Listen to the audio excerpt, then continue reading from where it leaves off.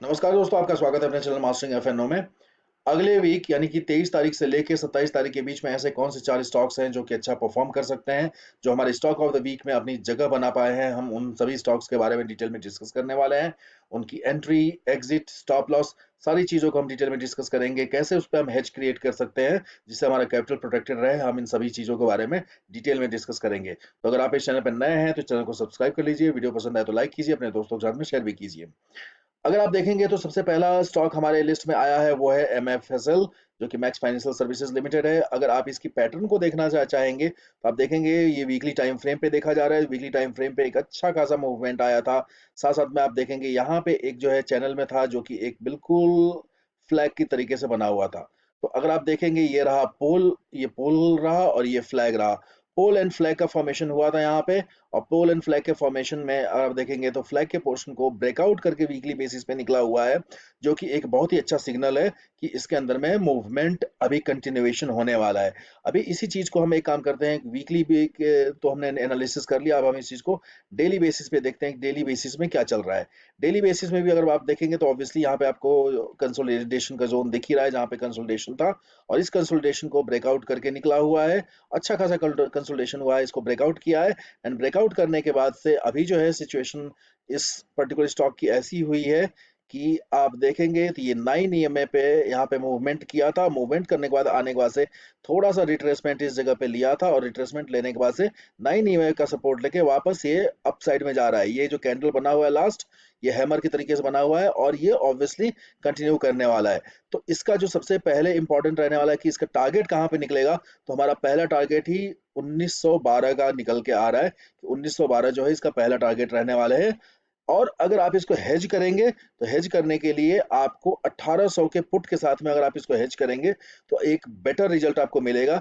इस particular hedge को create करने के लिए आपको 68,000 रुपीज डिप्लॉय करने पड़ेंगे, यानी 68,000 रुपीज में ये पर्टिकुलर हेज जो है वो क्रिएट हो जाएगा, जिसके अंदर में रिस्क जो है हमारे मैनेजेबल सिचुएशन में रहेगी। बट रिवॉर्ड हमारा जो है वो अच्छा खासा हमारे डायरेक्शन में जब मार्केट मूव करेगा तो हमको रिवॉर्ड अच्छा मिलेगा। इस टाइप से इसकी स्ट्रक्चर बनी हुई है। तो अगर इसका स्टॉप लॉस देखेंगे तो ऑब्वियसली 1820 का जो है 1820 का स्टॉप लॉस बन रहा है। और अगर आप टारगेट देखेंगे तो 1912 का पहला टारगेट है और 1960 का दूसरा टारगेट रहने वाला है। तो ये पहला हमारा स्टॉक ऑफ द वीक में हमारा स्टॉक रहा। अब हम चलते हैं, देखते हैं कि दूसरा कौन सा ऐसा स्टॉक है जिसके अंदर में अच्छी खासी अपॉर्चुनिटी हमको दिख के आ रही है। तो दूसरा स्टॉक हमारे पास में है लार्सन एंड टर्बो, एलटी, एलएनटी जो है। लार्सन एंड टर्बो ये हमारा स्टॉक जो है, ये हमारे स्टॉक ऑफ द वीक में दूसरा स्टॉक आया है। अगर इसको आप वीकली बेसिस पे एनालिसिस करेंगे तो वीकली बेसिस पे इसकी टेक्निकल को देखिए कि वीकली बेसिस में अच्छा खासा यहाँ पे देखेंगे ये प्रॉपर कंसोलिडेशन था। और इस कंसोलिडेशन के हिसाब से भी अगर आप देखेंगे यहाँ पे एक पर्टिकुलर ट्रेंड लाइन आ रहा था अपर रेसिस्टेंस का, नीचे में भी था। ये पर्टिकुलर जोन में जो कंसोलिडेशन किया है, ये कंसोलिडेशन जो है ऑलमोस्ट 1 साल का कंसोलिडेशन है। और 1 साल के कंसोलिडेशन को तोड़ के इस बार निकला हुआ है। तो जब भी इतना बड़ा कंसोलिडेशन होता है तो जो मार्केट उसको ब्रेक, उस कंसोलिडेशन को ब्रेक आउट करता है, तो उसमें एक अच्छी खासी कंटिन्यूएशन की एक्सपेक्टेशन रहती है, जो कि हमारा इस बार भी एक्सपेक्टेड रहने वाला है कि एलएनटी जो है वो अच्छा खासा मूवमेंट देने वाला है। अभी हम इसी चीज को डेली बेसिस पे एनालिसिस करेंगे कि डेली बेसिस पे किस टाइप से दिख के आ रहा है। तो डेली बेसिस पे मैं आपको बता दूं तो डेली बेसिस पे आपका जो है टारगेट रहने वाला है, पहला टारगेट 4425 का रहने वाला है और दूसरा टारगेट है 4643 का। दूसरा टारगेट आपको निकल के आ रहा है इस पर्टिकुलर स्टॉक के ऊपर में। अगर आप यहाँ पे भी देखेंगे तो मार्केट ने यहाँ पे मूव किया, इस पर्टिकुलर रेंज को ब्रेकआउट किया है। आने के बाद से यहाँ पे ब्रेकआउट करने के बाद यहाँ पे एक रिट्रेस किया है, 9 ईएमए के पास में पहुंचने के बाद से वापस से एक बड़ी कैंडल बनाई हुई है। वॉल्यूम साथ में आ रहे हैं, वॉल्यूम की इंक्रीज दिख के आ रही है। तो यहाँ पे बायर का इंटरेस्ट काफी ज्यादा है। 4425 जो है वो पहला टारगेट है और 425 को ऑब्वियसली ये क्रॉस करने वाला है। क्रॉस करके ये ऊपर की तरफ निकलने वाला है। अगर इसकी स्टॉप लॉस की बात की जाए तो 4300 का जो है वो स्टॉप लॉस बन रहा है। ठीक है, 4300 के रेंज में स्टॉप लॉस बन रहा है, जहां तक मार्केट की आने की संभावना कम है। मार्केट अगर थोड़ा नीचे आता भी है अगर एलएनटी, तो ये क्या रहेगा, ये जो पर्टिकुलर लेवल है इस पर्टिकुलर लेवल से ऐसे घूम के वापस की तरफ ऊपर निकल जाएगा। तो इसके अंदर में काफी ज्यादा बुलिशनेस है। जरूरी नहीं है कि ये यहाँ पर रिट्रेस करे, हो सकता है कि ऑब्वियसली ये बड़ा कैंडल बनाते हुए ऊपर की तरफ में निकल जाए। बट यहाँ पे आपको अपॉर्चुनिटी जो है वो देखना है। तो आप कैसे इस पे एंट्री बनाएंगे, एंट्री बनाने के लिए आपको 15 मिनट के कैंडल को यूज 15 मिनट के टाइम फ्रेम को यूज कीजिएगा। 15 मिनट के टाइम फ्रेम पे जब भी मार्केट क्या रहता है कि थोड़ा सा अगर आप ऐसे आया हुआ है और 15 मिनट पे ऐसे आने के बाद से 15 मिनट पे 9 ईएमए पे जब सपोर्ट लेके जब यहाँ पे ग्रीन कैंडल बनाएगा, वहां पे आपकी एंट्री बन जाने वाली है और अच्छी खासी आपको वहां पे राइड करने की अपॉर्चुनिटी मिलेगी। हेज रहेगा तो आपको बिल्कुल टेंशन नहीं रहेगा। और ये जो स्टॉक ऑफ द वीक में जो स्टॉक्स देता हूँ वो जरूरी नहीं है कि सिंगल डे के लिए ही हो, वो 2 से 3 दिन या एक सप्ताह तक उसको होल्ड किया जा सकता है। आपके फेवर में जब वो जा रहा होता है तो आप उसको होल्ड कीजिए और उसको राइड कीजिए प्रॉफिट को। छोटा प्रॉफिट बुक करना इंपॉर्टेंट नहीं होता है। अगर क्या होता है कि बड़ा प्रॉफिट अगर अपने को लेना है तो छोटे प्रॉफिट्स को कई बार सेक्रीफाइस करनी पड़ती है। तो अगर आपको इस पर्टिकुलर कोई एक कम कैपिटल में, फॉर एग्जांपल अगर आप एल के ऊपर में जो हमको इस पर्टिकुलर हेज जो हम बनाने वाले हैं, तो इसमें 4300 का पुट खरीदेंगे, 4300 पुट के साथ में हेज क्रिएट करेंगे। लेकिन अगर क्या रहता है कि जब मार्केट मूव करेगा आपके डायरेक्शन में, तो फ्यूचर के ऊपर में स्टॉप लॉस ट्रेल करिएगा। 1 घंटे के टाइम फ्रेम पे आप फ्यूचर के ऊपर में आप स्टॉप लॉस को ट्रेल करिएगा। डेफिनेटली आपको बेटर रिजल्ट मिलेगा। उस ट्रेल करते हुए आप इसको आगे बढ़ते जाइए। तो क्या रहेगा कि एक बड़ा कैपिटल जो है, एक छोटे कैपिटल से बड़ा कैपिटल ऐसे ही बनाया जा सकता है। तो ये आपका हमारा जो दूसरा स्टॉक आया है वो है एल। तीसरा स्टॉक जो हमारे रडार पे है वो है के ई आई इंडस्ट्रीज। के इंडस्ट्रीज को अगर आप देखेंगे तो ऑब्वियसली अगर इसको सबसे पहले अब मैं वीकली बेसिस पे देखूंगा। वीकली बेसिस पे अगर आप देखेंगे तो मार्केट में अच्छी खासी इस पर्टिकुलर जोन पे दिख के आ रहा है। हर बार जो है इस पर्टिकुलर जगह से इसके पहले रिवर्ट किया था। यहाँ पे लगा था कि ब्रेकआउट करेगा इस पर्टिकुलर जगह पे, बट इस जगह पे ब्रेकआउट नहीं किया था और नीचे रिवर्स किया था। बट इस बार जो देखा जाएगा तो इस बार जो है अच्छा खासा यहाँ पे वॉल्यूम का एकुमुलेशन दिख के आ रहा है। वॉल्यूम अच्छा खासा आ रहा है, मार्केट में कैंडल्स अच्छे बन रहे हैं और इस पर्टिकुलर जोन को जो है वो ऑब्वियसली इस पर्टिकुलर जोन को टेस्ट कर चुका है और इसको तोड़ने की तैयारी कर चुका है। तो इस बार जो कैंडल की फॉर्मेशन बन रही है और कैंडल का जो स्ट्रक्चर बन रहा है वो ऑब्वियसली काफी अच्छा दिख के आ रहा है। तो के में जो स्टॉप लॉस बनने वाला है वो 4580 का स्टॉप लॉस रहने वाला है स्पॉट के ऊपर में। और इसमें पहला टारगेट जो रहेगा 4967 का रहने वाला है और दूसरा टारगेट 5200 का हमारे पास में टारगेट निकल के आ रहा है के इंडस्ट्रीज में।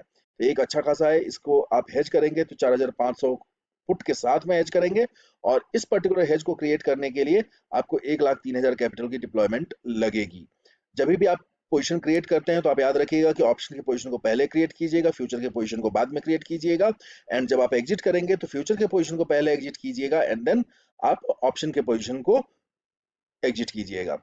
अब हमारा जो चौथा स्टॉक है इस बार जो हमारे रडार में आया हुआ है वो है एयू बैंक। एयू बैंक अगर आप देखेंगे स्ट्रक्चर वीकली बेसिस पे तो आप देखेंगे अच्छा खासा ट्रेंड चल रहा था और इस पर्टिकुलर ट्रेंड के बाद से यहाँ पे आने के बाद 9 ईएमए पे अच्छा खासा सपोर्ट लिया। सपोर्ट लेने के बाद एक एक फुल बॉडी कैंडल के साथ में यहाँ पे इस रेंज को तोड़ रहा है। ठीक है। तो ये एकदम बिल्कुल इसके अंदर में वॉल्यूम भी अपने को दिख के आ रही है, वॉल्यूम भी अच्छा खासा बन रहा है, ट्रेंड में है स्टॉक, मोमेंटम में है। तो मोमेंटम में जब स्टॉक रहता है तो अच्छा खासा इसमें ट्रेडिंग की अपॉर्चुनिटी बनती है। और यहाँ पे देखा जाएगा तो मोमेंटम ट्रेडिंग में ही पैसा अच्छा खासा बनता है। और यहाँ पे देखा जाएगा तो हमारा जो पहला टारगेट निकल के आ रहा है वो 1070 का पहला टारगेट है, दूसरा टारगेट 1113 का दूसरा टारगेट निकल के आ रहा है। जबकि इसका स्टॉप लॉस जो है वो 1000 का 1000 जो है इसका हमारा स्टॉप लॉस रहने वाला है। इसको साथ साथ में आप हेज भी जो करेंगे वो 1000 पुट के साथ में ही हेज भी करना है आपको। हमारा स्पॉट के ऊपर में जब 1000 पहुंच जाएगा तो ये हमारा एस एल है। और हमारा जो पुट से आप हेज करेंगे वो 1000 का पुट होना चाहिए, एयू बैंक 1000 पुट। और ये जो भी स्टॉक्स मैं बता रहा हूँ ये सारे के सारे मार्च सीरीज के बता रहा हूँ। आपको यहाँ पे फरवरी सीरीज का नहीं लेना है। 20 तारीख के बाद हमेशा क्या रहता है कि मार्च सीरीज का लीजिएगा। मार्च सीरीज मतलब नेक्स्ट मंथ का जो एक्सपायरी रहता है वो वाले आप फ्यूचर ट्रेड कीजिएगा इंस्टीड ऑफ करंट मंथ। तो अभी जो भी स्टॉक ऑफ द वीक में जो बताया हूँ ये आपको फेब सीरीज के नहीं है, ये मार्च सीरीज के हैं। यानी कि फ्यूचर भी मार्च सीरीज का रहने वाला है, ऑप्शन भी मार्च सीरीज का ही रहने वाला है। इस टाइप से आपको ट्रेड करना है। दूसरी चीज रहती है कि ये जो है हेज्ड ट्रेडिंग है, इसके अंदर ऑब्वियसली मैं डे बेसिस पे वीकली बेसिस पे एनालिसिस कर रहा हूँ। तो आप इसको एज ए ऑप्शन बाइंग के हिसाब से मत देखिएगा कि ऑप्शन बाइंग में आप इमिडिएटली करके आप सोचेंगे कि मैं इसको सिर्फ ऑप्शन बाइंग करूंगा और उसके बाद से उसके अंदर ट्रेड करूंगा, तो ऑब्वियसली आपका ट्रेड का फेल होने का ज़्यादा संभावना है, क्योंकि ऑप्शन बाइंग का नेचर अलग रहता है। आपको वहाँ पे क्विक मोमेंटम में ट्रेड करना रहता है, क्विक एंट्री क्विक एग्जिट करना रहता है। ये जो पर्टिकुलर बनाया गया ये स्विंग ट्रेडिंग के हिसाब से है, जो वीक भर चलने वाला है, और साथ साथ में ये हेज के साथ में है, ताकि यहाँ पे मार्केट जो रहेगा आपके हिसाब से काम कर सके। यहाँ पे अगर आपके पास कैपिटल है तो इस पर्टिकुलर जब तक ये प्रॉफिट दे रहा है तब तक प्रॉफिट भी ले में आपका रहेगा, और जब आपके अगेंस्ट में थोड़ा भी हुआ तो ये हेज होने की वजह से आपके अंदर वो मैथमेटिकल कैलकुलेशन रहेगी कि आप चाहें तो कॉल सेल करके अपने अपने जो भी आपका लॉस होगा उस लॉस को भी आप कवर करके जीरो कर सकते हैं।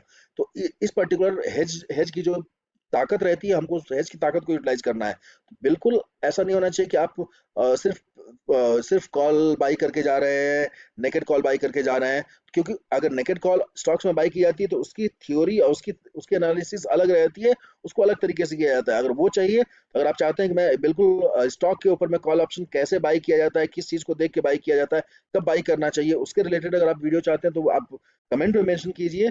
देन मैं उसके ऊपर भी एक वीडियो बनाऊंगा कि अगर आप नेकेड स्टॉक ऑप्शंस को बाई करके जाना चाहते हैं तो क्या उसकी कैलकुलेशन रहनी चाहिए, क्या उसका डेल्टा रहना चाहिए, किस टाइप का आपका सिचुएशन बनेगा तो जहाँ पे आप स्टॉक के कॉल्स को बाई कर सकते हैं, या स्टॉक के पुट्स को बाई कर सकते हैं और उसको आप रख सकते हैं, कैरी कर सकते हैं। वो सारी डिटेल में मैं बना सकता हूँ, अगर आप वो जानना चाहेंगे तो। बट फिलहाल ये जो भी है वो फ्यूचर का ट्रेड है, हेज के साथ में है, ताकि आपकी सेफ्टी बनी रहे। और हम अब आगे चल के आपको इन चारों स्टॉक का थोड़ा और डिटेल में दिखा देता हूँ कि ये स्टॉक कैसे आपको दिखेंगे। जैसे एमएफएसएल हो गया, ये आप देखेंगे आपको जो है मार्च का फ्यूचर बाई करना है, और 18 मार्च का ही 1800 पुट के साथ में आपको हेज करना है, जिसके ऊपर में आपको 68,533 का कैपिटल जो है वो डिप्लॉय होने वाला है। दूसरा अगर स्टॉक देखेंगे हम, तो दूसरा स्टॉक है एल एन टी में अगर आप देखेंगे तो इसकी लॉट साइज 175 की है, 63,958 का कैपिटल आपका लगने वाला है। और आप देखेंगे तो ये भी मार्च सीरीज का 4,300 का पुट के साथ में हेज करेंगे और फ्यूचर को बाई करेंगे। तीसरा स्टॉक जो है हमारा वो है के ई आई। के ई आई को अगर आप देखेंगे, के ई आई के अंदर में आप क्या रहेगा कि के ई आई, इसका आप देखिए के ई आई के अंदर में देखेंगे 1,03,000 का कैपिटल डिप्लॉय होने वाला है यहाँ पे। और आपको क्या रहेगा कि यहाँ पे 175 का लॉट है। याद रखिए के ई आई में मूवमेंट अच्छी आती है, अच्छा खासा मूव करता है, तो इसके अंदर में पैनिक नहीं करना है इसको। ये मोमेंटम के स्टॉक है, ये मूव होता है तो अच्छा खासा मूव होता है, अच्छा रिटर्न देने की संभावना रखता है। तो ये आपका के ई आई का रहा मार्च का 4,500 का पुट। और एयू बैंक का अगर आप देखेंगे तो एयू बैंक के अंदर में आपका देखेंगे तो एयू बैंक जो है 1,000 का लॉट है, और आपको मार्च का 1,000 पुट के साथ में इसको हेज करना है और फ्यूचर बाई करना है। आई होप आपको समझ में आया रहेगा सारे कंसेप्ट इसके। कुछ भी डाउट है, कुछ कंफ्यूजन है तो कमेंट में मेंशन कीजिए, मैं उसको रिस्पॉन्ड करने की कोशिश करूंगा। कुछ आपका डाउट रहेगा उसको क्लेरिफाई करने की कोशिश करूंगा। Thank you so much for watching.